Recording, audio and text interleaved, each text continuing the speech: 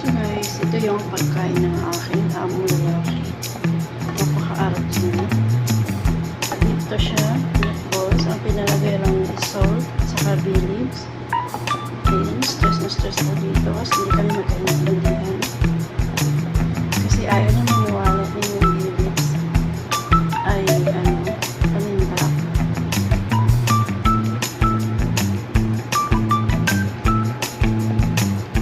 Ang part niya